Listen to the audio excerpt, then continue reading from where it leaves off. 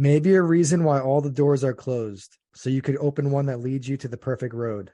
Like a lightning bolt, your heart will glow, and when it's time, you'll know. That's a song by Katy Perry called "Firework." It's from the 2010 album "Teenage Dream."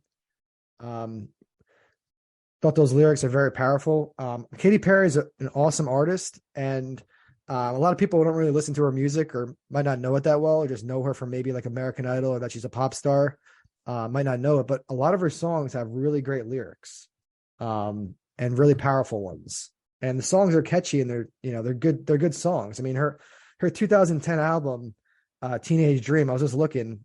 It has a ton of great songs. It has Teenage Dream, Last Friday Night, California Girls, Firework, E.T., The One That Got Away. Like that's a hell of an album if you know anything about those songs. But I wanted to open up those lyrics because they speak to me. They're good lyrics. They're powerful. We've been doing a lot of just classic rock. We want to mix things up. Joe, what do you think about those lyrics? The lyrics are really cool. I mean, I must confess I don't listen to much of her. I think she's a gorgeous woman, but I don't listen to much of her. But these lyrics are pretty cool because it's weird. They just remind me.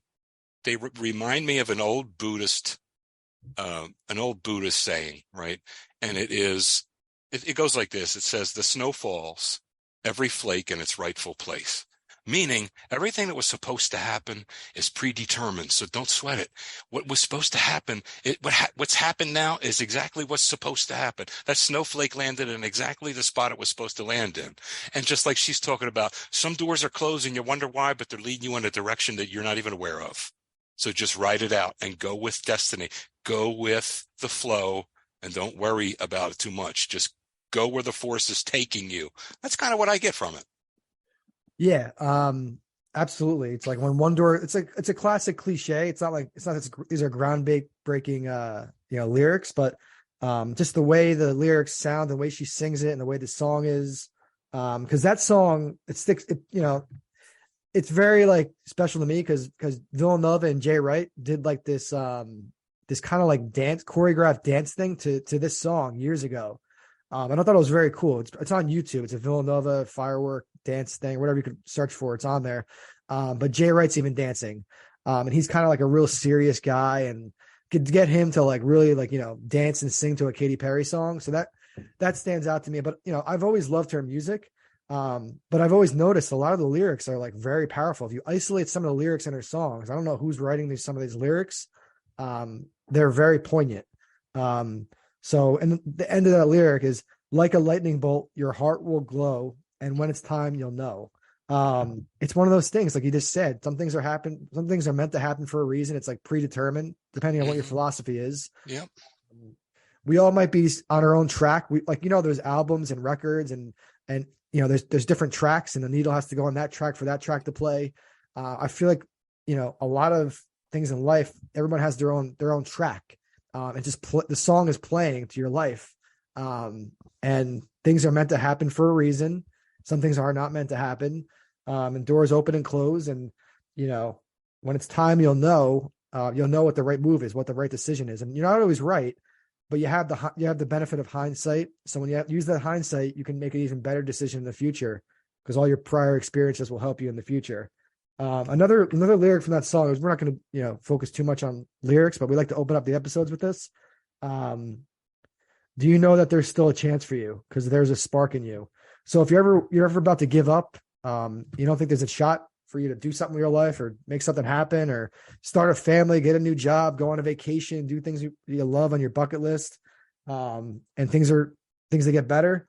There's still a chance for you because there's always a spark. There's always a spark in somebody. It's how do you light that spark? It could be when a match is wet, you can't light the match. Maybe your spirit and maybe your whole personality and your whole aura is wet, and you have to spark it somehow. You got to ignite yourself. Does any of that stuff speak to you, Joe? It does. And again, sometimes words lead me to other words, but those words lead me to that old saying that it's always darkest just before dawn, just before the sun cracks through. So never think it's too late. That's what I get from it. Exactly. Pretty neat. Yep. Exactly. So, how are you doing today, Joe? Not bad, buddy. A little tired, it's tomorrow's Wednesday though. We're getting there, and other than that, tired, and it's the holidays, so everybody's on edge, and it's a little cold. I actually like the cold, so I'm not going to complain about that. But a little tired, little pre-holiday stress, I guess. But I will make it. How about you, bro? I'm doing okay. So I'm living in a place now where I don't, because for years I had been shoveling a driveway whenever it snowed. And that's one of the things I dreaded about the snow in the Mm, winter was like, oh, I have to friggin' shovel and I got to do it. I didn't have a snow blower where I was living. So I had to do it, old school with a shovel.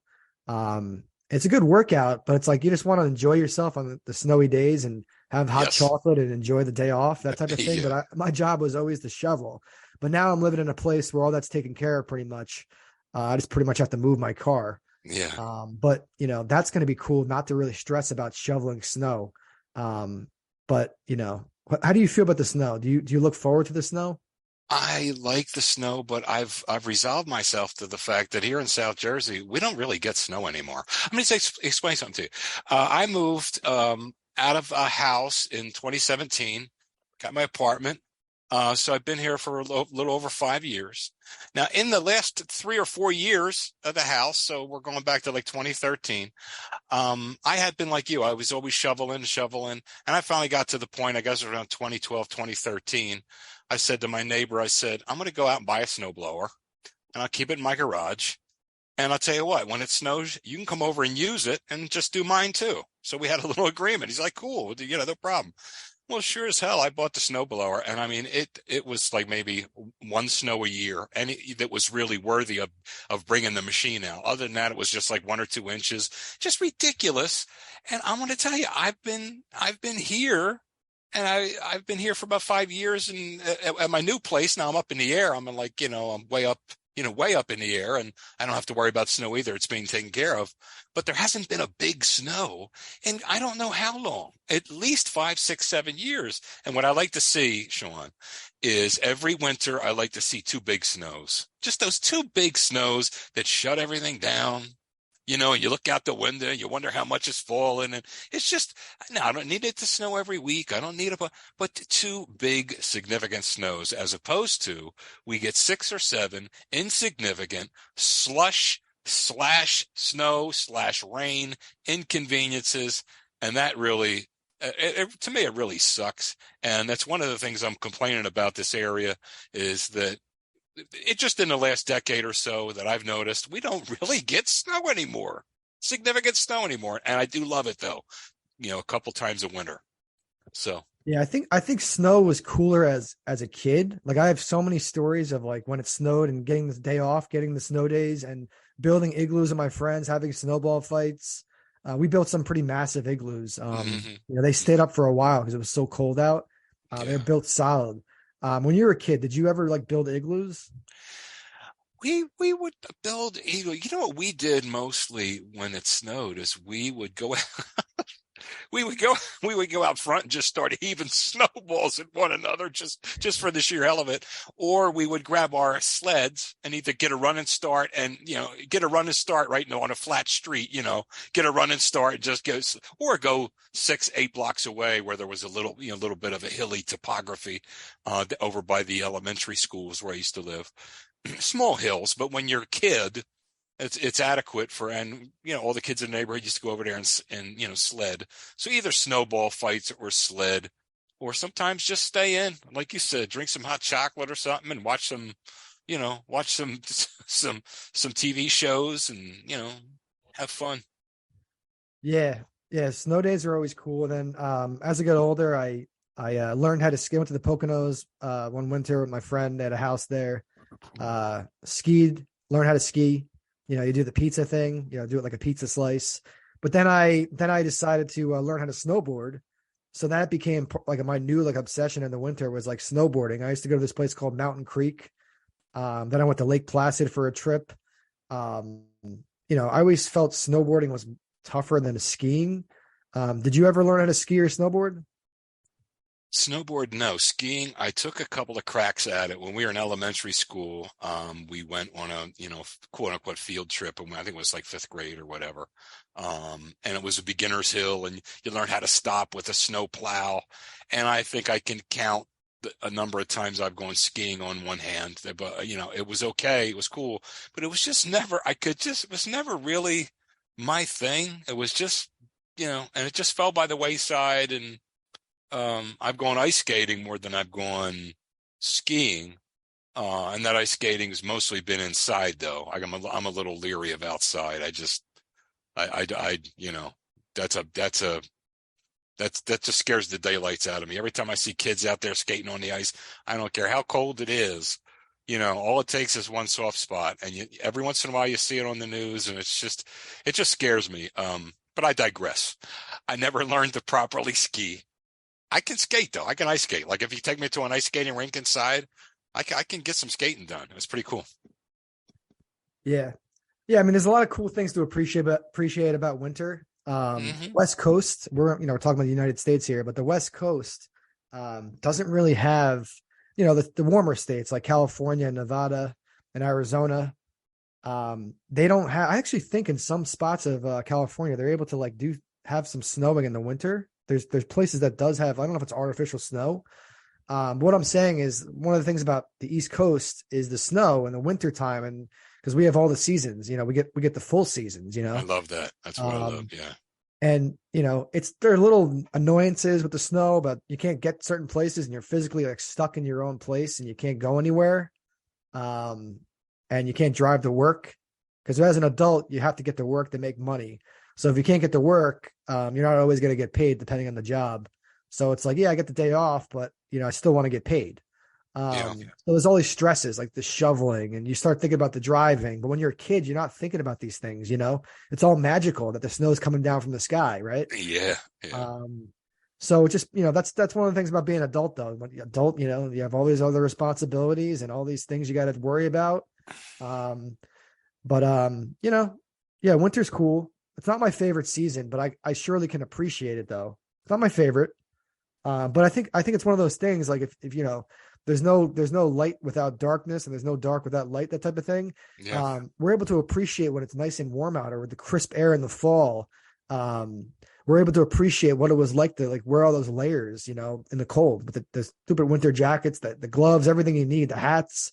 And then when in the summer, you're just chilling with your tank top and bathing suit on, walking on a beach. And it's like, oh my God, this is the same state. Sometimes life amazes me and the seasons and the environment and nature, really, Mother Nature is amazing, That's why, look, when I was a kid, it was all about the summertime, no school, baseball, swimming, laying out in the sun. Even if it's out front of your house after swimming in the backyard pool, you come out and you lay on the sidewalk. It's nice and hot and you lay there, you get some sun. Just all kinds of fun. Not a care in the world. Summer was the season when I was a kid, but there's just nothing like the fall. To me, the fall, it's just with everything going on. I no longer care for the summer anymore because I don't like the heat and humidity. It bothers me like it never bothered me. I love air conditioning. And then the fall comes in with the cool air and the beautiful change in colors and football starts and everything. And the holidays are around the corner. So it's the fall is my season, but I'm with you. I like the four seasons. You know what I mean? And what's nicer? What to me is nicer than you get a day like we had today? It's a nice winter day, not too much wind. It's cold, but it's December, bro. It's cold, yeah. And the sky is blue and the sun is just clear and beaming and you take a deep breath and it's just refreshing. And what's nicer than going for a nice long walk on a winter day like today and then coming in and shaking off the cold and sinking into a nice warm chair? You can't do that in Florida. You can't do it in California. You know what I mean? It's just such a nice thing. Winter's a little bit of a drag at times, but boy, we'd really miss it if we didn't have it because of those little things, Exactly. Yep. So I guess today we want to focus on actress, Michelle Williams. That's going to be our focus for today, for the acting portion of the show. So the reason I chose her is because every time I've seen her in something, I've always been impressed. And she's believable. Her facial expressions, her body language, her tone of voice, and I've seen her take on all sorts of different roles. And she's not necessarily in a ton of stuff to the point where you really know her that well. A lot of people may know her because she has a daughter with Heath Ledger, the late Heath Ledger, who played Joker in The Dark Knight. Joker. So a lot of people probably knew her just because she was like dating Heath Ledger and has a daughter with him. But she first came onto the scene in Dawson's Creek. I didn't really watch that show, but I remember my sister used to watch that show. And it was a very popular show. And I never knew if any of those actors would ever become anything after that show, because a lot of these hit series, they don't really go on to do big things, especially move on to like the big screen, the silver screen, the movies. And she did just that. And just looking at this, I was refreshing what she's been in, and came up with my top 5. So my number 1 is the movie I just saw. It's called The Fabelmans. It's about Steven Spielberg's life. It's like a loosely based autobiography. And she plays his mother, and she just does such a damn good job and so believable. And she's such a complicated character. She's got a little bit, she's artistic, but she's got a little touch of, I think, mental illness that you see during the movie. And I was just very impressed. That's what put her back on my radar, seeing her in The Fabelmans recently, because, I think, I don't know if she had more children or she got married again, but she really chooses her projects very carefully. So The Fabelmans will be my top one. But then 2 and 3 would be Shutter Island. That was around 2009 with Leonardo DiCaprio. That movie was a psychological thriller. I don't remember a ton, because I've seen so many movies. I've seen hundreds of movies per year. So I don't remember like a ton of the plot of that. I just remember it was a very like confusing and intense type movie, but she did really good in her role. Then she was in another movie with Ryan Gosling called Blue Valentine. And she, every role that she's in, it's almost, I don't know if she's a method actress, but she really is so believable. It's like, this is like a real person I'm watching, not just an actress. And she was really good in that.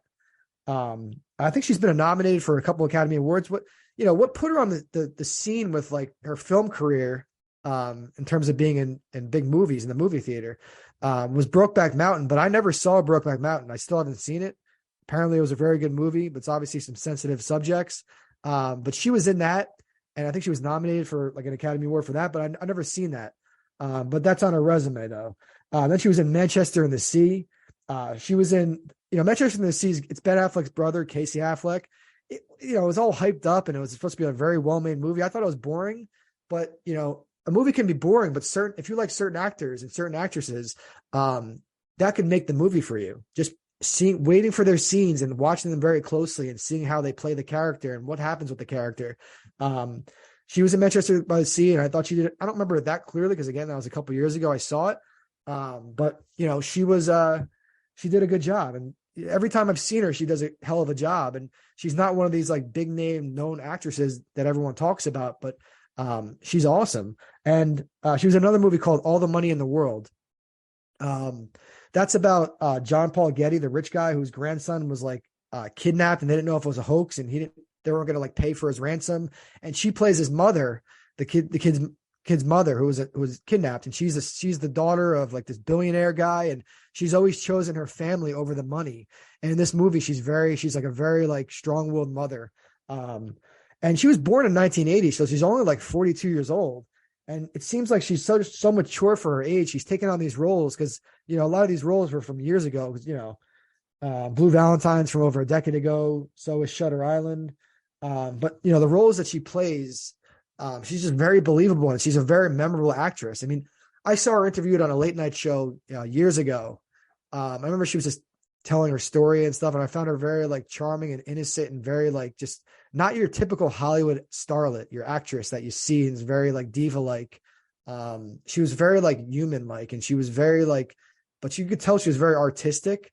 There was just something about her. So, me and Joe were talking about, Joe and I were talking about who to spotlight this week. I wanted to choose an actress.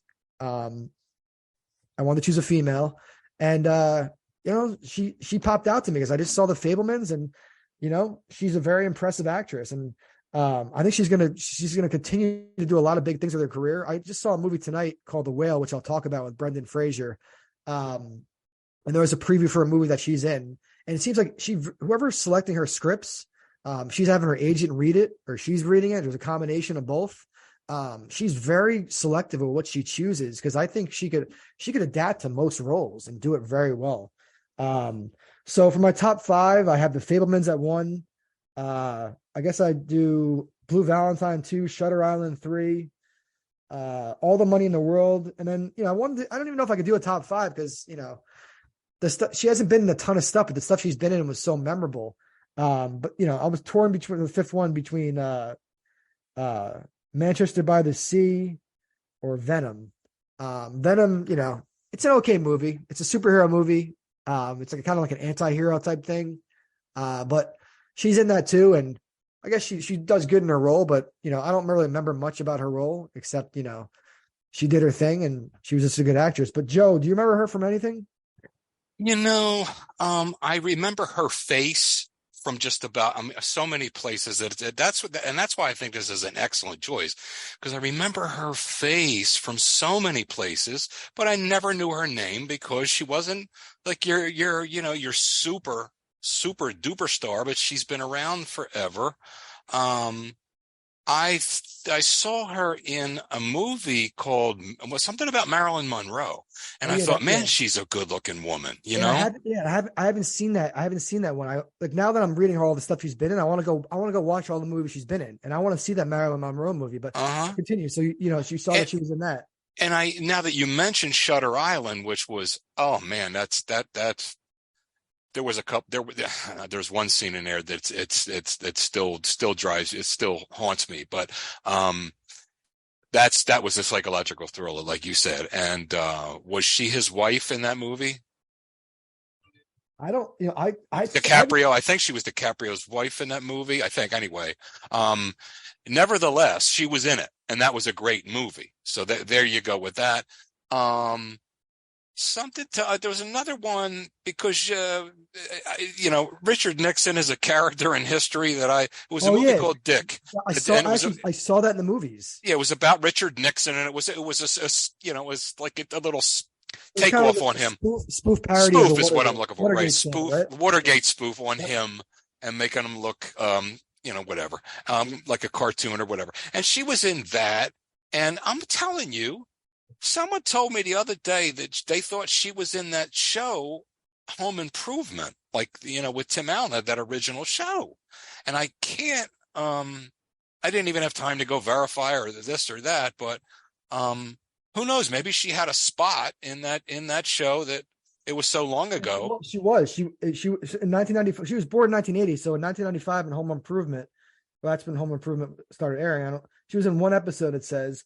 But yeah, it looks like she started out, right when she was around she was in Baywatch in 93. So right when she was about like 13 is really when her career, she started getting like roles and like small roles in these shows. So she was in Baywatch, Step by Step, another show I used to watch, Home Improvement. So I like your memory. I like the fact that, you remember her from an episode of Home Improvement. That's interesting. Yeah. So, and someone told me that oh yeah, I remember her. And someone else that I was just talking to because I was just curious. But and this is what look. You're going to have your superstars, like I said, that we're going to do. But in between there, superstar here, maybe 8 weeks later, another superstar. In between these actors and actresses that you don't really think about, And I told you one day I'm going to do Ed Harris. I'm going to tell you right now, I'm going to actor Ed Harris. He's one of my favorite because he fits this mold. He fits this.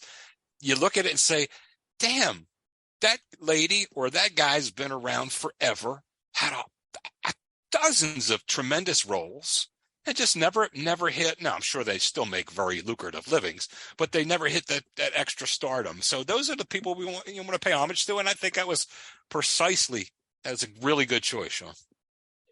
Thanks. I appreciate it. Cause, she's just everything I've seen. Like, I can't recall clearly. Like you asked me, like in Shutter Island, if she was his wife, DiCaprio's wife. And it's like, I saw that movie in the movie theater, literally when it came out. Yeah. So just, it's one of those things we talk about in the podcast and recognizing these gems, these diamond in the rough actors and actresses. But it's also the movies too, that, gets us thinking, cause you got me thinking now I want to go watch Shutter Island now. You know what I mean? Now I want to go watch Shutter Island. I want to watch that Marilyn Monroe movie. And I'll probably even appreciate her even more just because when it's all about how people make you feel and how they, how they make you feel. So when I see her on screen, she makes me feel like, I'm just believing what she's doing on screen. And it's like I can't even recall exactly what she was doing in some of these movies that I'm naming, except obviously The Fabelmans. That's recent. That's on top of my mind. I just saw it recently in theaters, but she's just a very great actress who leaves a mark whenever you see her in a film. And she, again, you know, respect about her. She's not, she could probably be in like triple the amount of stuff that she's been in, but she's choosing her stuff very carefully. You know, a good way to explain these type of actors and actresses is when you say to someone, oh, such and such, and they don't know the name. They say, who? And then you show them a picture. Oh, I know that. Those are the people we're going after. And that's exactly. If I show you a picture of Ed Harris, oh yeah, that dude's been around forever, dude. I know Ed Harris originally. I know him for a lot of stuff, but I know him originally from this movie called, when I was younger, I thought it was like, you know, there was like a topless woman or something. It was called like Milk Money. Okay, yeah. Did you see Milk Money? Is that what it's called? I think I remember seeing Milk Money. Yes, I remember seeing that. Okay, but it's been so long ago. When I was younger, I'm trying to think when this movie was made. Milk Money was made, it was made in 1994, so I was like 8 years old. And the premise is a group of young boys befriend a prostitute named V. Ed Harris was in that, Melanie Griffith, but I just remember that movie as a youngin because there was like a really hot woman in the movie or something, or it was one of those things where it's like, I don't know. I was just like intrigued. I was like, what is this movie? Like, what the hell is Milk Money? And then I saw it and Ed Harris was in it. So you brought up Ed Harris. That's like that's my first really, I'll give you a rundown. I'll give you a whole when it's time. I'm not sure he's going to be my very next one, Harris. But he's coming. Yeah, but this young lady here, I wasn't sure when you said and then I dialed it in and I saw the picture. I said, oh yeah, I remember her from a lot of different things. My goodness, how do I not know her name? And I saw spots of that the Marilyn Monroe thing because Marilyn was something just about Marilyn, and when you see somebody playing her, it gets your attention. And she was an appropriate fill-in, that's for sure. Yeah. Well, speaking of movies, like I said this before, I have an AMC Stubs A-List membership. It's only like $25 a month, and I'm able to see 3 movies per week, so at least 12 movies a month. And I go see everything. It's really like, you know, I joined around like late April, early May. Right after I saw the new Batman movie, Robert Pattinson. But you know, I've seen probably close to 100 movies this year, and I just two in the past couple of days. I saw Avatar 2. It cost $2 billion to make. The theater was packed, and it's going to make a lot of money, but they're going to have trouble breaking even because they spent $2 billion with a B, $2 billion to make this film. It's a sequel to the first one. The first one did really well. It's one of the highest grossing movies of all time, but I saw it and I was like, you know, it's 3 hours long, so it's a big time commitment. But I was like, you know, nothing unique. It kind of reminded me. Sometimes I feel like some of these script writers and some of these writers who are creating these movies are getting like information from like this big information mixer in the same well, because a lot of the storylines and movies that come out around the same time have like similar type concepts and characters. Like, because I just saw Black Panther Wakanda Forever, and that involved like water people, like a whole tribe of water people who are like nobody knows about, this whole tribe that lives under the sea.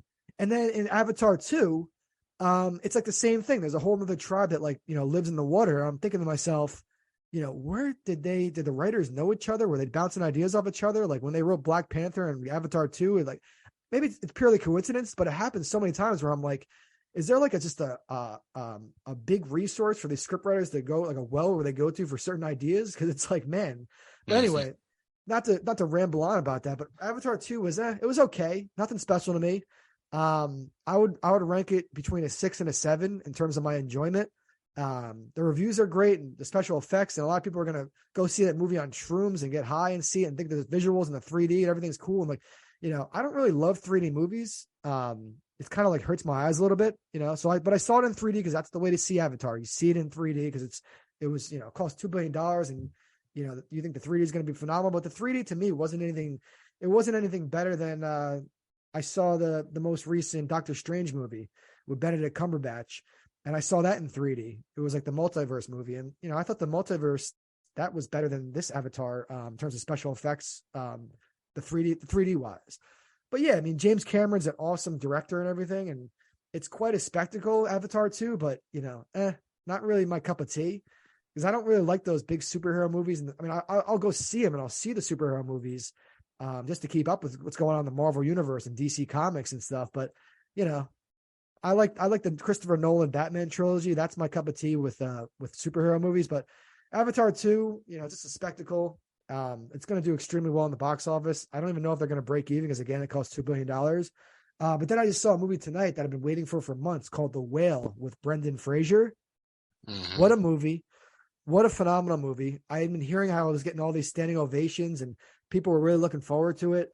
Brendan Fraser does an awesome job, and he really does. I think he deserves possibly Best Actor.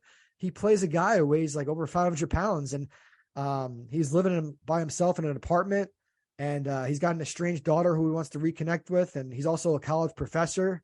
And you'll see, if you see the movie, it's very intense. In every scene, you have to pay attention to what they're saying, and Fraser's acting's phenomenal. We're going to focus on Brendan Fraser one episode because he's an actor who was he was on his way to being a superstar, and then he kind of fell off.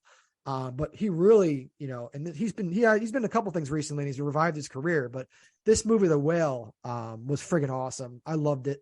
I love those type of movies, kind of the dark, serious type, dramatic type things, and a character study where a guy really gets into the role. And I thought Fraser did a hell of a job, and whatever they did with the prosthetics and making him look that big, and how he moved around his apartment, and all these things that happened through it while he's stuffing his face with food. And it really is because people are fascinated with like huge fat people. There's a show on TLC called My 600-Pound Life, and I know a lot of people watch it. And this movie is a real life, like 600-pound life type movie, and you see the struggles this guy has, and he's humanized, because that 600-pound life show that I think the people just watch because they're they want to see these people and how they do their daily lives, and they also kind of want to laugh at them, which is a horrible thing to do. They're like, oh, how do these people let themselves get this big? But when you see The Whale, there's kind of a backstory, and you understand why he got so fat. So never really judge a book by its cover, because he's a very intelligent professor in this. But you're talking about the morbidly obese, though, right? Because I don't want to offend anyone. I think morbidly obese is okay. Morbidly obese. I got you. So, but The Whale, just to give you a perspective on, my taste in movies, Avatar 2, people are going to be like, oh, it's the most amazing thing ever. It's awesome. You got to see it. There's going to be such a large following for that movie. But then the movie like The Whale probably won't do that great in the box office. It might do okay. Mm-hmm. And I enjoyed The Whale way better. But that's where my head's at with movies and actresses right now. But Joe, what's like the most recent movie that you watched? Geez, I don't know. I can't even remember the last time I was out in a theater. I can't remember. No, not in the theater. Not in the theater. At home, anywhere. At home, I'm trying to remember the last one. I can't even remember the last one I dialed up. I can't remember the last one I dialed up. Did I tell you by chance? I can't even remember right now. Yeah, I can't remember right now. The last movie I even dialed. I don't watch movies. I haven't in the last couple, 3-4 months very often. So I feel like you rented Licorice Pizza. Thank you. I did. See, Sean, I'm so tired. I am tired tonight. I apologize. I'm a little so tired tonight. It's hard to remember. I did. And Licorice Pizza was pretty cool. The fella reminded me of your boy Hoffman. Philip Seymour Hoffman. Yeah, the kid reminded me a little bit of Hoffman. I think he's James Gandolfini's son. I'm pretty sure, that actor. Oh, okay. I wasn't aware of that. And I've seen, and that I thought was okay. It was cool. It was a little change. Yeah, it was different. It's an actor. Sorry, it's oh wow, this is actually interesting. The actor, it's not James Gandolfini's son. It's an actor named Cooper Hoffman. Oh wow, he's Philip Seymour Hoffman's son. I had no clue. Oh, Joe. And you know what, Sean? Here's one that I remember awesome. Recently. It's the one. Okay, what is he? He's Philip Seymour Hoffman's son, dude. And Sean, I swear to you, right now, I had no. He just reminded me of so much of a young Hoffman. But I had no idea. This is coincidental. That was not. That's an awesome observation you made, dude. Because I had no clue. I might not have known that for a while. Because Philip Seymour Hoffman is one of my favorite actors of all time. We focused on him a couple episodes ago. That's why I said that.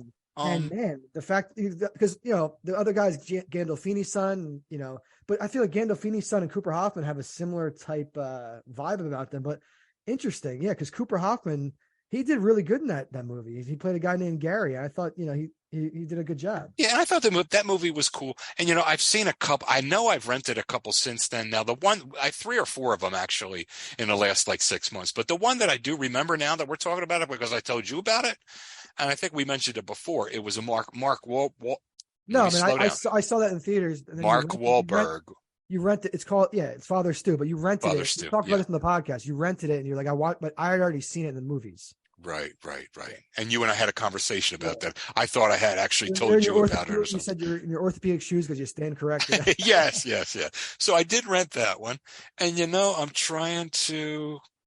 It's not. I don't want to put you on the spot. It's one of those things. Oh, But it's not on a spot. I mean, I'm I'm not glad I put. embarrassed to say I can't No, remember I yeah. don't rent them that all. I'm not embarrassed in the least. I don't. No, So no, no. I'm Don't not on the be, spot. because I'm cool. No, I'm cool. I know you wouldn't. your I'm not on the spot at observations, all. your observations are very astute and very Right. like when you do watch it, you're paying attention. It's probably better that you don't watch as the volume of movies that I watch because I've seen movies and 2 weeks later I'll forget the friggin' plot or whatever the characters. Because the movie, Oh yeah. It's just a movie to me. I'm just watching a movie and then I'm moving on to the next movie. But some No. movies stick with you. But Right. with you, you're able to really consume these movies and for days after really, digest the movie and think about it. So that's pretty cool. Exactly. You don't have to be. You don't have to watch a million movies or be a movie critic or be a movie nut to have opinions and to have favorites and so forth. And that's where I come in. I like what I like. That's all. Yeah, no, I appreciate your perspective, and I'm glad we had that. I call it an aha moment. The aha moment was me realizing that Philip Seymour Hoffman even had a son, and he's an actor. So I had no clue. So shout out to Cooper Hoffman. You're on your way to doing some special things if you continue. But anyway, so we said we're going to focus on different holidays, not just Christmas. Today we're just going to do a short little fun facts about Kwanzaa. So Kwanzaa is an annual celebration of African American culture from December 26th to January 1st. It culminates in a feast called Karumu on the 6th day. It was actually created by an activist, Maulana Karenga. And he basically took traditions from West and South East Africa. And I think the guy is he's American. Yeah, he's an American activist, author, and professor for Africana Studies. And he was born in Maryland. Then he taught at UCLA, and then he created his own holiday, which is pretty cool. And the guy just created his own holiday to do something different than Christmas. A lot of people make fun of it. They're like, "Oh, what the hell's Kwanzaa?" Like as a joke. But it really means a lot to certain people, especially the African American community. Those who I guess celebrate Kwanzaa. Not, most of them probably celebrating Christmas and Hanukkah and Ramadan, such like that. But Kwanzaa is his own thing. It's kind of like it's a black church type thing, an activist type thing. It's not necessarily anti-Christmas because there's some things on Wikipedia where they said they believe Jesus was psychotic and Christianity was a white religion that black people should shun, but that's getting too deep into it. I just wanted to spotlight a separate holiday that people kind of celebrate. And when I was younger in Catholic school, we learned about Kwanzaa. So even in Catholic school, they're teaching about other holidays and other traditions. Like I said, we learned about all the Jewish traditions and holidays. We learned a little bit about Kwanzaa too. And it was first celebrated in 1966. Joe, do you know anything about Kwanzaa? When did you first hear about Kwanzaa? I think I first heard about Kwanzaa sometime maybe I was in the early 80s that I can remember, maybe a little bit before then, but I don't know too much about it. Obviously, it's for our African American brothers and sisters, and I'm cool with that. Everybody should have their own thing. It happens around Christmas time. I know that it was started by a college professor somewhere in California in the 60s. So it's only decades old, and they have much like the menorah. They have a set of candles they light. They light the red ones on one side of it for the blood of their people, and they on the other side is green, and it's more for the harvest. And the black one in the middle is for the color of their people, and so forth. And there are certain truths or certain virtues that go along with it. I don't know if there's 7 or 5. You'll have to forgive me. I think there are There's 7 principles and there's 7. Okay, 7. Yeah, there you go. 7 candles, 7 principles. The principles are it's all good stuff. It's it's hard work. It's community involvement. It's self-improvement and so forth and so on. And I think it's a good thing. It's not necessarily, I don't think it's a religious, Yeah, I it's think not a it's religious. more cultural Yeah. and ethnic. Yeah. It's about unity, bringing African culture together. It's like their own celebration because Black people have gone through hell. Yeah. And for them to have their own holiday, it's like why not have their own holiday if they want to, you know? Yeah. And it's 7 days long, as is like, I think we touched on Hanukkah several days long. This is several days long. Uh, and it's unlike Hanukkah, it's not commemorating any event in history or anything like that, but it's something they want to do. And they were oppressed and beat down so long that they deserved every opportunity to feel good and to inspire each other I mean, Yeah. that's, I, I don't want to, we talk about movies and everything like that. And we know the history, and every once in a while you watch a movie about it. And I think the last movie I watched about it was 12 Years a Slave. And it got to me, man. It got to me because empathy, put yourself in their shoes, you know, you put yourself in their shoes. What was life like to be, to be a slave and to work from sun up to sundown, working your fingers to the bone, Yep. right? From sun up to sundown every day. And if you didn't, you get whipped. I wouldn't want to be alive, bro. I wouldn't want to be, I don't think I'd It's a want lot to be. of persistence and character to get through, hell like that. Oh, Um, and when yeah, they're a couple we'll talk generations more removed, about yeah, I digress, but go ahead. African Americans and Black people in the future because I took a very cool course at Villanova that really enlightened me called Black Politics with a professor named Frank Pryor, and I Mm-hmm. learned all about the struggles that I had no idea. And I was like, man, some of these laws that are written against them where they couldn't have their own housing and they were getting, kicked Oh, out and of the their own Jim Crow communities. South, and Yep. oh, So one thing I like about Kwanzaa, there's 6 principles called Kumba. It means creativity, and it says to do always as much as we can in the way we can in order to leave our community more beautiful and beneficial than we inherited it. And I love that one because you always want to leave something more beautiful and beneficial than you inherited or something better than it was. You want to improve whatever you're doing, and that's a great principle, I think. I agree. So we talked a little bit about this, Joe. We might start taking one Snapple fact per episode and just focusing on the Snapple fact and just kind of talking about it for a little bit. And today I chose Snapple fact. Bamboo makes up 99% of a panda's diet. Wow. And I saw that one because I was clicking. Now you can go. You don't have to actually get the physical Snapple fact caps. You could actually go on their website and go through all the Snapple facts and has the number. And you can do randomized, and it's kind of cool just going through the different ones. But it got me thinking about pandas and why they only eat like bamboo, how they survive, because they're supposed to be kind of like carnivores. They're built like carnivores from the inside, but they've tricked their bodies into thinking that they are they trick their bodies into thinking they are carnivores, but they're not necessarily carnivores. But they survive on 99% bamboo. Yeah, they're herbivores. They're able to digest it and use it as energy and metabolize it. And I think one of the reasons is because it's all around them. It's easy to find. They don't have to fight other predators for that, and they can get their food and survive. Because it says the ancestors of pandas were omnivorous. They ate both animals and plants. But now they're eating basically all bamboo. So, it's just a Snapple fact, because me and you talked about this. You could take a simple Snapple fact and then look it up and do some research. And then next thing you know, you're learning something new. Yes. Yes. Have you ever seen a panda?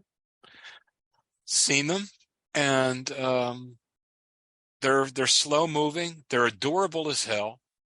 They're the black and white ones, right? So I get it right. Yep. And they're one of the few bears I'm not afraid of. Bears can be, I've seen them. Speaking of movies, there's a movie coming out called Cocaine Bear. It's a true story based on a huge bear that ingested cocaine and goes on like a killing spree. But anyway, continue, Joe. Yeah, no. And my only other question to that is, what's the other 1%? I don't know but we'll have to find that out as time goes on. Maybe they're eating bugs and stuff. I don't know because Yeah, it's probably not whatever it is. It's not earth shattering to like, we don't, we can live with the suspense till we find out. But that's just a good question. But um, talk about roughage, man. You got it. So, uh, other than that, no, it's neat. I like those Snapple facts. I really, and sometimes they can really, you can really look at it and say, really? Now, this one doesn't surprise me all that much, but some of them you can say, what? But they're cool. Good um, choice. thanks. You could for next episode you could choose the Snapple fact. Well, For thank sure. you, sir. All Next right. episode you got the It's actor, my turn. you got the Yeah. actor, you got the lyrics, and you got the Snapple fact now. Got the actor, got the lyrics, and I'll do that. We'll make them all together in the Snapple fact. That's cool. That's cool.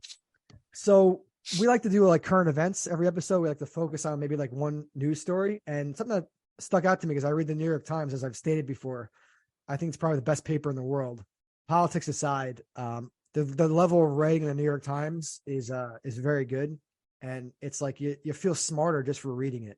So if you ever want to feel smarter, read some New York Times articles. Because they're not like the New York Post, and they're not like the Daily News, and they're not like news. They're not like these short, easy to consume articles. You really have to like read and like think about what they're writing. That's why one of the reasons I love. They have the most talented writers probably. But anyway, I read an article called "From Zero COVID to No Plan: Behind China's Pandemic U-Turn." So basically, the article is about how China's COVID strategy. They had been micromanaging COVID for years, for like 3 years since it started. Their leader, they're a communist country, but their leader is Xi Jinping. He's suddenly leaving it up to the population on how to handle COVID. Because what happened was there started to be protests. They're breaking out in towns and villages, and they usually involved workers and farmers and migrants who couldn't find work, and they were stuck there, and college students who were stuck in their schools. And there was like job loss, there was land disputes, pollution, and all these issues. And a lot of reporters aren't able to report on it because China has all these lockdown rules. So the journalists can't get into China and tell you what's going on, because it's like these people have been living in like hell for the last 3 years. Basically, protests started. What happened was a friend of mine told me that there was a fire in China, and it took them over like 3 or 4 hours to put out the fire, and people died. But one of the reasons they died is because they were like, China was, they were like locking people in their homes. They had pandemic restrictions where they wired doors shut. Think about this. They're wired doors shut. They welded them shut. They had emergency exits blockaded. And it fueled a collective suspicion and anger about the deaths of people, especially when they couldn't get out of their building when there was like an emergency.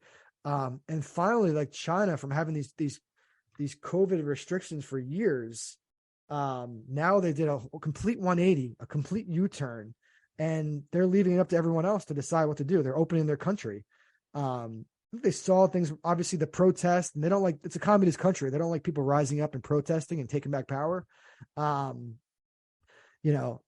It's like, it's one of those things where I would see news articles about what was going on in China. And obviously there's a lot of anger towards China because a lot of people think that COVID originated there, with like the wet market with all that they eat all these raw animals, bats and stuff, and the Wuhan lab, and everyone was already mad at China.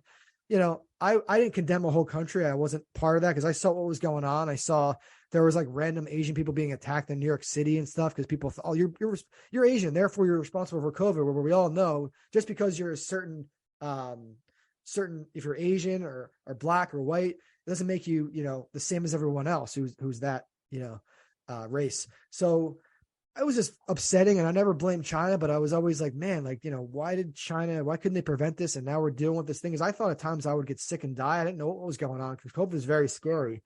Everyone's walking around wearing masks. It's like living in like, the apocalypse almost.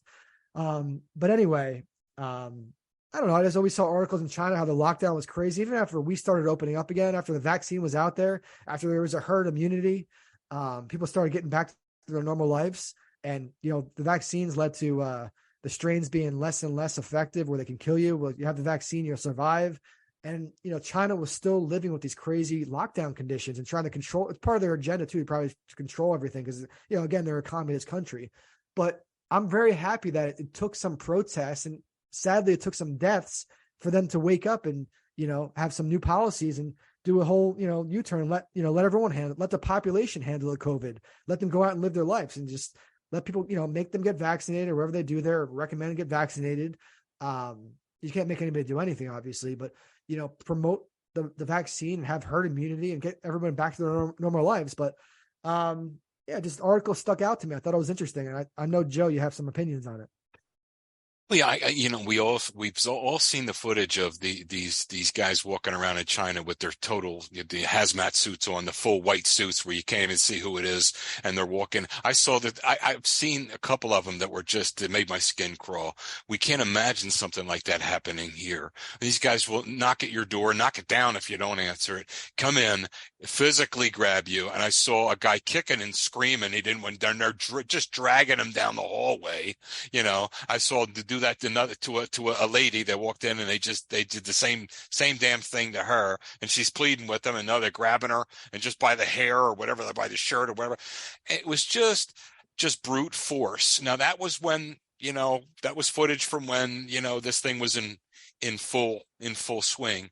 I thought I saw something similar recently, because recently they had somewhat of a it wasn't as bad as the first go around, but I just wonder. I just have a real disdain for forms of government like that, and I hope to God. Well, I won't be here, but I hope to God in 50, 75, 100 years, this isn't that way here. I'm not going to get too deep into anything, but. One would never have thought that was even, conscionable until recently. And I still hope and pray to God that we maintain our democracy here. But as Ben Franklin said, it should be a great democracy if you can keep it. Absolutely. One cool thing I saw in the article, some of the protesters in China, the people rebelling against these crazy COVID restrictions, they're screaming, "Give me liberty or give me death," the famous American Revolutionary Revolution War battle cry. But they're saying it in Chinese, the Chinese version of it. And I'm like, man, that's this could be a whole, China can, they're a communist country, but maybe some of these protests and some of these, they realize how they handle COVID. Maybe they could turn more into a democratic society. Who knows? It'd be interesting to see. Yeah. That would be cool. I mean, I think it was 25 years ago or whatever it was, with maybe even longer, Tiananmen Square, with that one Joker standing in front of the tank. And I say Joker, I'm just being cute. I mean, he's a very gutsy young man standing in front of a tank, in Tiananmen Square. I would hope that if any government changes, it's theirs, it's not ours. But I just hate that form of government. The only thing I hate is hate, Sean, and that form of government hates people. And what do I mean by that? They don't believe in human rights like we have here. So every day we wake up here and we think we're going to have a shitty day or a headache or this or that, and we're complaining. Man, I'm going to tell you something. This isn't perfect, this United States. This isn't perfect, our form of government. But I'm going to tell you, I wouldn't want to be anywhere else on the face of the earth when you really think about it. So. But I just hope we can maintain our democracy. We are very lucky to live in this country. You better believe it. You better believe it. So moving on to sports, I want to lead off with this is a different type of bad gambling beat. My bad gambling beat was the fact that I was at work on Saturday and the Vikings were losing to the Colts 33-0. And someone texted me saying, bet Vikings money line. I checked, I'm like 33-0. Why am I betting the money line? It's just throwing money away basically. And I didn't make the bet. It was like crazy odds. I could have bet like $20 and won 1,000. I didn't make the bet. And then as I'm working, I keep seeing the Vikings keep scoring. And then people are texting me, especially the person who told me to bet on the game. And they're like, the Vikings are about to, they're about to score. They let us score. They tied it up. Then they hit a 2-point conversion. Then it gets to overtime. Then I get another text saying Vikings win. And it's like one of those things. It's like the bets that you don't make, that you would have won big money, those are the bad beats too. So the bets that you actually didn't make, that's a bad beat because because I know that money that I would have won from that bet, that would have bankrolled me for for at least a couple months for sure. And anyway, I didn't make that bet, but I think that was the largest comeback in NFL history. Were you watching that game? Here's the thing. I turned it off. And I went about my business doing this and that, and I turned it back on with about, 5 minutes left. And I sat there going, nah, no way. And I just sit there. So I didn't miss all of it. I missed everything. I caught the last 5 minutes is when it came to fruition, and it was like, I don't believe this, and I got people out in Indianapolis, and my one nephew is a sports fan. The other two are oblivious to and whatever. But the one nephew is a sports fan out there, and I mean, he's got his feet firmly planted in reality this year with that team anyway. But so it wasn't that big a deal. As a matter of fact, I didn't even text them that day. I was thinking of them. I just thought, my God, what are the Colts fans? What are they thinking? A couple episodes ago, I was very high on Jeff Saturday. Because they had just beat the Raiders, and it was like a big win. I saw his locker room talk, and we're talking, and we're like, but you're like, yeah, but Sean, they beat the Raiders, right? And I'm like, yeah, but it was a big win. And then it proceeded the next couple of games. They lost to the Eagles only by 1 point. The Eagles, the Eagles won that game. That was kind of like a miracle that they won that game. They came back from that game. That should have been, but then they lost to the Steelers. Then they lost to the Cowboys, 54-19. Then they just lost to the Vikings. So Jeff Saturday, the interim head coach of the Colts, hasn't won a game since that big win versus the Raiders and the locker room speech. So I'm not saying we jinxed the Colts and Jeff Saturday, but what the hell is going on, man? Well, it's not, and just as far as it being a miracle that the Eagles beat the Colts, I have a problem with that. I mean, the miracle was that the Colts were staying with them. No, the miracle was that the Colts were staying with the Eagles. But the Colts had control of the game, and they should have won. Well, that was the miracle. The Colts had an apparent control of the game. That was the miracle, that they were even in the game with a football team that's markedly better than they are.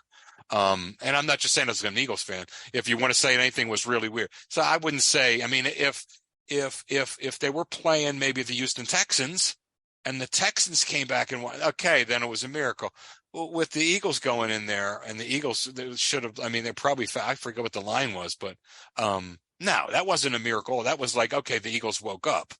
The miracle was that the Colts were in the game with the Eagles in the fourth quarter. But no, listen. Here's the thing. He was a great center. He snapped the ball to a Hall of Famer. He knows his football. He's a good TV personality. He's friendly with that owner. That owner 1 week could be smoking crack, and the next week he could be, I say that in jest, but go look at his history. The owner is really, let's say he's a volatile dude. And I don't know what's going through that owner's head right now, but I think he's not sure what the hell he wants to do. So in the interim, here's a guy he respects, and let me give him a shot. That's all I think that was. And but it was one of those things too. I felt bad because he was so, after that game with the Raiders, Jim Irsay, the Colts owner, he was like so well, he was probably half drunk, but go ahead. He was so appreciative of Jeff Saturday. He's like, yeah, this is my guy, and this is why I hired him. And I'd love to hear, I haven't looked up recent quotes from him, but I wonder if his tune has changed. He's kind of like, oh man, we got to get a new coach next year. Well, you know what? And you know what, Sean? I'm just going to let it fly. Irsay's father was the guy that owned the Baltimore Colts. Those fans were some of the best fans in the history of the National Football League. It's legendary the way the Baltimore fans love their Colts, okay? And he was trying to muscle the city into building him a new stadium, and they got into an argument, and he said, you know what, I'm going to take my team and roll. And not only did he do that, but he left in the middle of the night, and he left little kids crying and lifelong fans in misery and crying because that drunk, and he was nothing but a frickin' drunk. He was, go look it up. Okay. And so the alcoholic dickhead that he was, excuse my French, he was so bitter that that's what he did. He took his team and he left. Okay. That's his old man. So that's his dad. Now, I'm not going to hold the son responsible for what dad did, but some of the stuff the son's done that I've seen and heard, and the type of character he seems to be. And I tell my nephew this all the time. I don't care for them too much at all. Now, guys like Peyton Manning, guys like Tony Dungy, okay, guys like Jeff Saturday, okay, all these guys, all those guys, Marvin Harrison, you name it, all the way down the line. Those guys are class acts. Really. Class act coaches, class act players that our organization has had. I'm not taking a damn thing away from them. And you know me, I don't think anyone's perfect and so forth and so on, but there's just something about this guy, Irsay, that bugs me. And that his what really bugged me is what his old man, because we're football fans. If somebody did that with this football team here, with the Eagles, I mean, there are people with tattoos of the Eagles name and the logo that have been there for years. I mean, this is a part of our fabric. If somebody did that to us, I don't know if he'd be around that much. And to know that little kids were crying, all right, and lifelong fans were, how that felt. All because this alcoholic prick didn't get exactly what he wanted when he wanted it. So he did it for spite. And not only did he do it for spite, Sean, he literally left at 2:30, 3 o'clock in the morning. He rolled that team out of there. Now, I'm not going to hold Indianapolis to blame or the class act of coaches and players they've had, but the owners, I'm sorry to do this, but you brought it up. But that's how I feel about it. Now, to get back to Jeff Saturday, coach of football, great guy, Jeff Saturday, great player, great man, great TV personality. But I think he was put in a bad spot. And I said to you, I said, look, you've got to earn your way through there. It takes a lot. You got to know a lot to be a really good head coach. You don't need to know a lot to be a head coach. You need a lot to know. You need to know a lot to be a good, effective head coach. You could put anyone in there. Shit, we had Rich Kotite in there for a while for us. We've had some bed bugs in there, as head coach. You're in Dallas. You've had some bed bugs in there as head coach.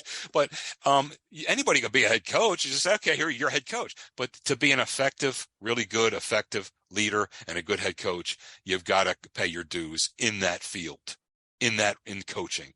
Yeah. So did you see the recent video of Willie McGinnis attacking somebody in a club or a bar or a restaurant? Did you see that? I didn't. I was watching Sports Center and I saw a little footnote. Footnotes run across the bottom. I know he got in trouble. I don't know what it was for. He was a hell of a player, and he's a great analyst on the NFL Network. But I saw this video. I don't know. There could be other details of what the guy said to him, how he provoked McGinnis. I don't know what he did, but that reaction and knowing that you're in the spotlight, knowing you're always watched, to really just maul a man.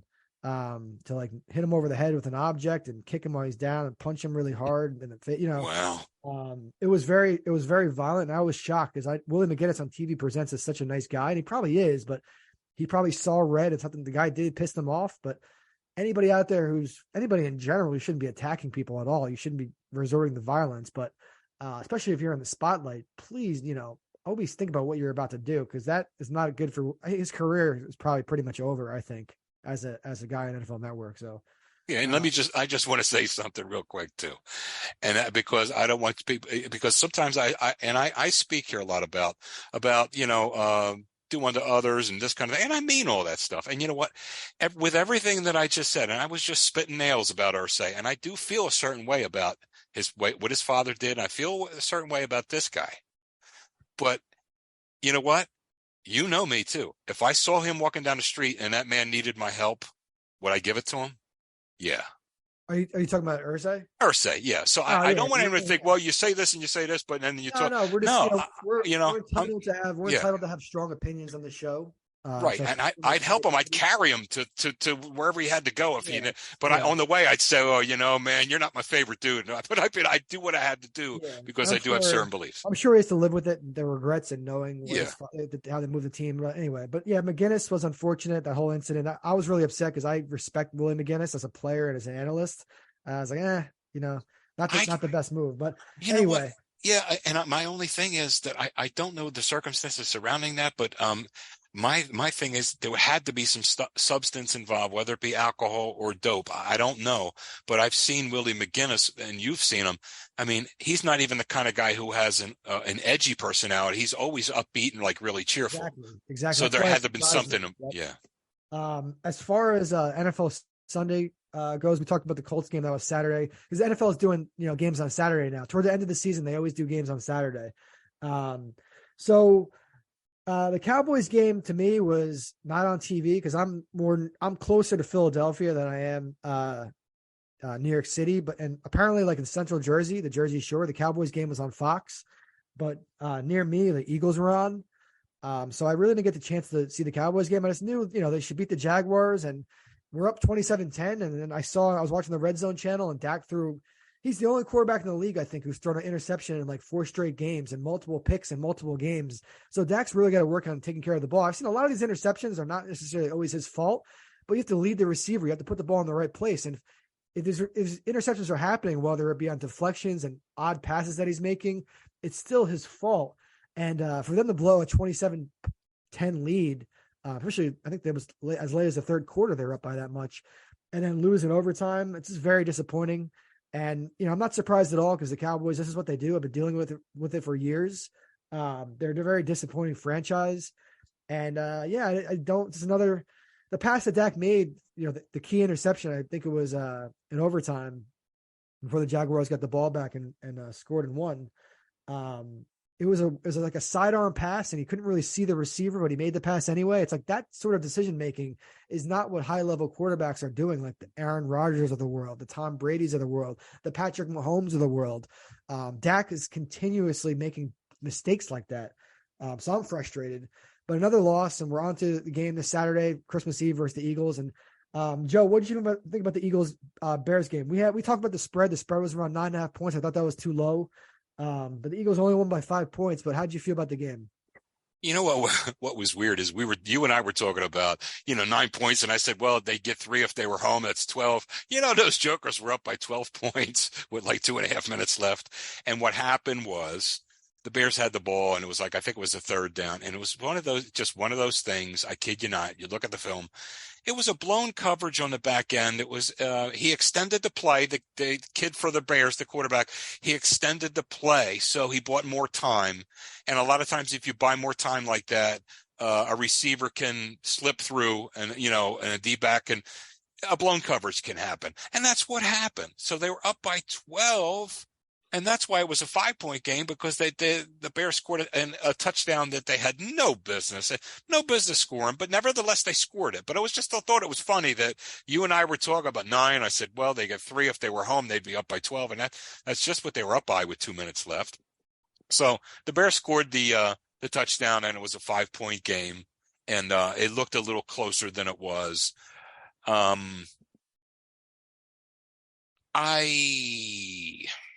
I'm going to tell you, I said this before, I don't think our quarterback is as top shelf yet. I think he has made tremendous strides.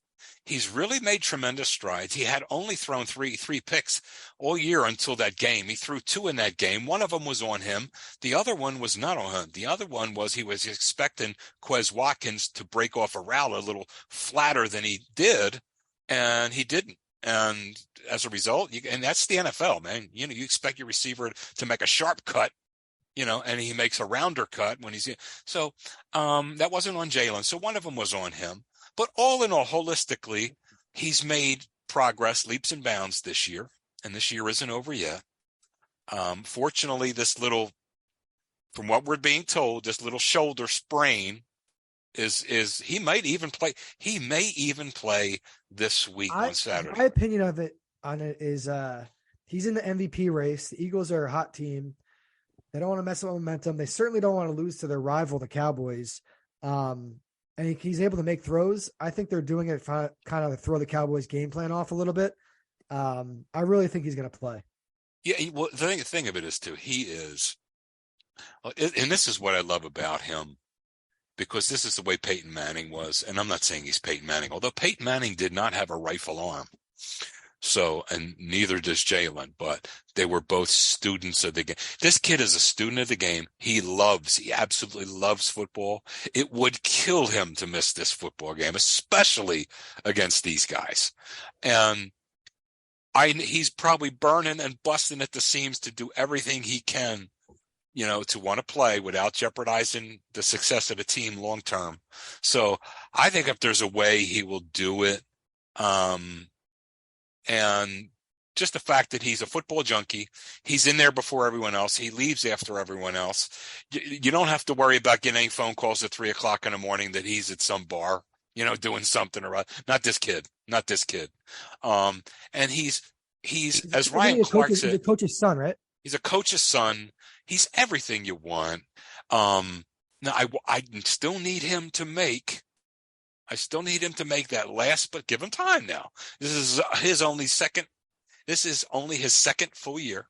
So we'll see what goes on. Now that in that game, he didn't look great, but I'm going to give him the benefit of the doubt because there's cold and then there's Chicago cold. You know what I mean? Yeah. And it was windy to boot. I saw the one, didn't Justin Fields have a phenomenal run, a touchdown run? He did. Now I think he stepped out at the 5-yard line. Okay, because I think I was watching Red Zone. I saw that. I was like, man, like this guy. He shows Justin Fields everybody wrote him off last year, but he shows flashes of real potential. What's funny is on that run, Sean, there was a guy on our team. He's a good player. He got a good pass rush this year, but he had him by the jersey. Now that just tells you how big strong Fields is because he had him by the jersey and he's bringing him down and Fields broke. This is 2 yards. That was a 2-yard loss. Fields gets away from him and gets down the field and he scored the touchdown, but his foot was a little bit out on the 5-yard line.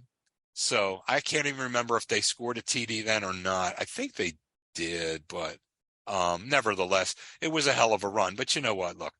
We had a guy here that was a human highlight film, Randall Cunningham, right? If your answer to me, well, how far can the such and suches go this year? The fill in the blank. How far can the blank blankers go this year? I'll tell you how far they can go as far as their quarterback's going to take them.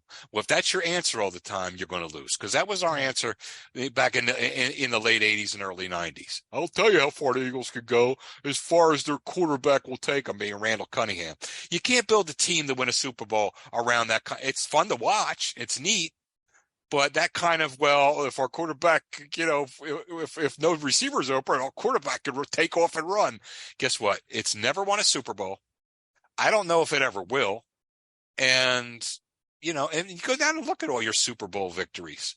Aside from Mahomes, who, yeah, he can run, but you know what? The dude can chuck it too. He's a pass-first quarterback. Yeah, thank you. He can chuck it. So if you go down and look, it's all, and a lot of them have been won by a guy that just stands there.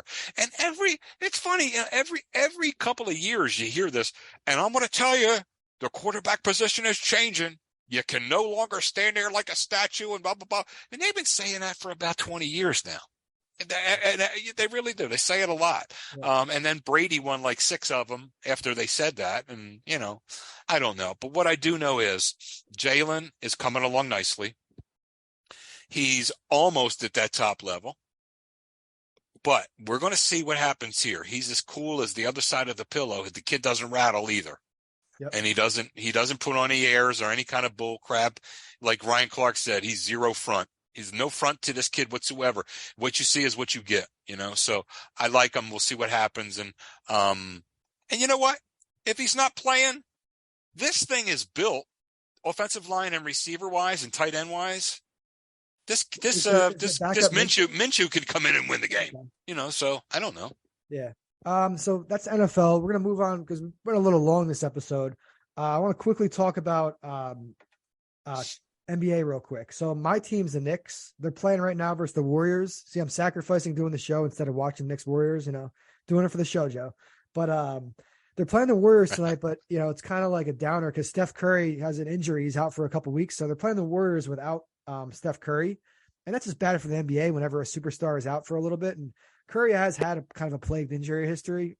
Back in the day, it was his ankle mostly. I think this one's his shoulder. But anyway, the Knicks are winning tonight. The Knicks are on a nice winning streak. I think we've won like 7 games in a row or something like that. We're 17-13, right? The Sixers are 17-12. So the Knicks and Sixers are pretty similar in the standings. The Sixers are 5th. Knicks are 6th. But I like what I'm seeing from the Knicks. I still think we're one piece away. I have a friend at work who's always hyping DeAndre Ayton.